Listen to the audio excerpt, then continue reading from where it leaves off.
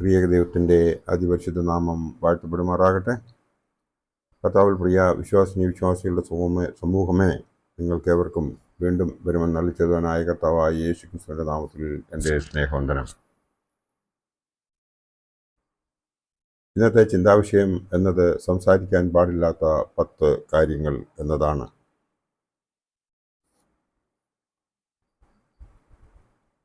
വചനം ആദിയിലുണ്ടായിരുന്നു, വചനം ദൈവത്തോടു കൂടെയായിരുന്നു, വചനം ദൈവമായിരുന്നു, വചനം ജഡം സ്വീകരിച്ചു, അവനെ നാം യേശു എന്ന് അറിഞ്ഞു, സാക്ഷാൽ ദൈവപുത്രൻ, പിതാവിൻ്റെ ഇഷ്ടം പ്രകാരം ജീവിച്ചവൻ.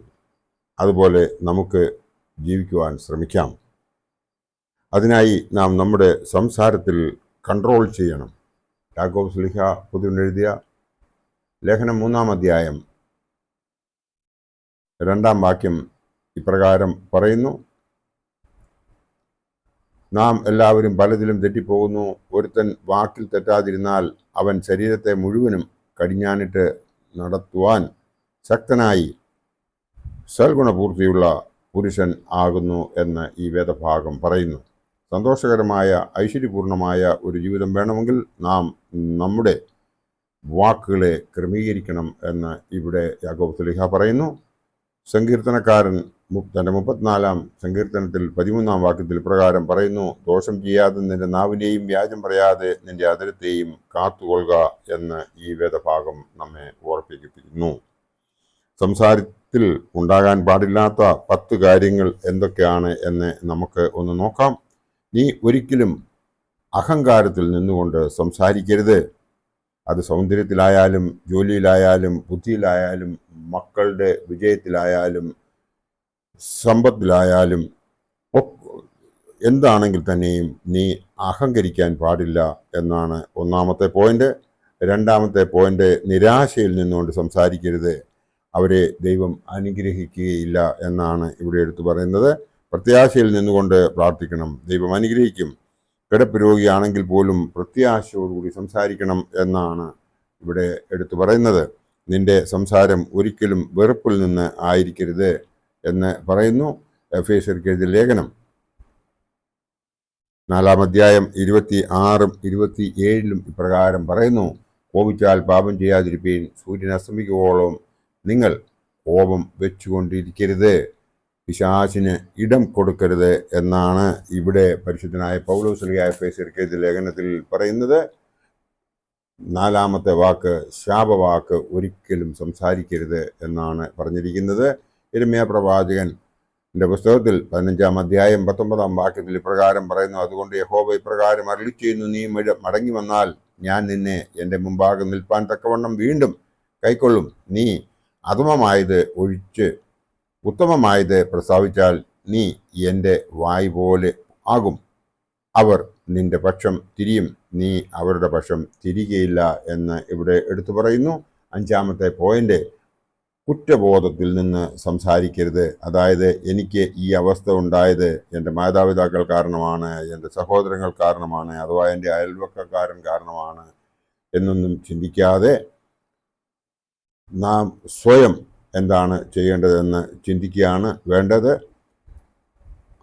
ആയതിനാൽ കുറ്റബോധത്തിൽ നിന്നുകൊണ്ട് ഒരിക്കലും സംസാരിക്കരുത്. 6-ാമത്തെ പോയിന്റ്, നിന്റെ വാക്കിൽ ഒരിക്കലും കുറ്റം ചുമത്തിക്കൊണ്ട് സംസാരിക്കരുത് എന്ന് പറയുന്നു. അതിൽ ലൂക്കോസ് എവൻഗേലിയോസ്യുടെ സുവിശേഷം 18-ാം അധ്യായം 9 മുതലുള്ള വേദഭാഗം വായിക്കുമ്പോൾ നമ്മളവിടെ കാണുന്നത്, തങ്ങൾ നീതിമാന്മാർക്ക്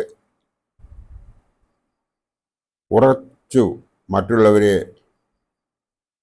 തങ്ങൾ നീതിമാന്മാർ എന്ന് ഉറച്ച് മറ്റുള്ളവരെ ധിക്കരിക്കുന്ന ചിലരെക്കുറിച്ച് അവൻ ഒരു ഉപമ പറഞ്ഞതെന്തെന്നാൽ, 2 മനുഷ്യർ പ്രാർത്ഥിപ്പാൻ ദൈവാലയത്തിൽ പോയി. ഒരുത്തൻ പരീശൻ, മറ്റവൻ ചുങ്കക്കാരൻ. പരീശൻ നിന്നുകൊണ്ട് തന്നോട് തന്നെ, ദൈവമേ, പിടിച്ചുപറിക്കാർ, നീതികെട്ടവർ, വ്യഭിചാരികൾ മുതലായ ശേഷം മനുഷ്യരെ പോലെയോ ഈ ചുങ്കക്കാരനെ പോലെയോ ഞാൻ അല്ലായികയാൽ നിന്നെ വാഴ്ത്തുന്നു. ആഴ്ചയിൽ 2 വട്ടം ഉപവസിക്കുന്നു, നേടുന്നതിൽ ഒക്കെയും പതാരം കൊടുത്തു വരുന്നു എന്നിങ്ങനെ പ്രാർത്ഥിച്ചു. ചുങ്കക്കാരനോ ദൂരത്ത് നിന്നുകൊണ്ട് സ്വർഗത്തിലേക്ക് നോക്കാൻ പോലും തുനിയാതെ മാറത്തടിച്ചു, ദൈവമേ പാപിയായ എന്നോട് കരുണയുണ്ടാകണമേ എന്ന് പറയുന്നതായി നാം ഇവിടെ കാണുന്നു. താഴ്ത്തിക്കൊണ്ട് സംസാരിക്കരുത്, അതായത് മറ്റുള്ളവരെ അപമാനിച്ചുകൊണ്ട് സംസാരിക്കരുത് എന്നുള്ളതാണ് 7ാമത്തെ പോയിന്റ്. വിശുദ്ധനായ മത്തായി ശ്ലീഹ എഴുതിയ സുവിശേഷം 12-ാം അധ്യായം 33 തൊട്ട് 35 വരെയുള്ള ഭാഗം നോക്കുമ്പോൾ നമുക്ക് അതിൽ മനസ്സിലാക്കുവാൻ സാധിക്കുന്നത്, ഒന്നുകിൽ വൃക്ഷം നല്ലത് ഫലം നല്ലത് എന്ന് വെപ്പീൻ, അല്ലായെങ്കിൽ വൃക്ഷം ചീത്ത ഫലവും ചീത്ത എന്ന് വെപ്പീൻ. ഫലം കൊണ്ടാണല്ലോ വൃക്ഷം അറിയുന്നത്. സർപ്പസന്തതികളെ, നിങ്ങൾ ദുഷ്ടരാകാതിരിക്കെ നല്ലത് സംസാരിപ്പാൻ എങ്ങനെ കഴിയും? ഹൃദയം നിറഞ്ഞ് കവിയുന്നതിൽ നിന്നല്ലോ വായ സംസാരിക്കുന്നത്. നല്ല മനുഷ്യൻ തൻ്റെ നല്ല നിക്ഷേപത്തിൽ നിന്നും നല്ലത് പുറപ്പെടുവിക്കുന്നു.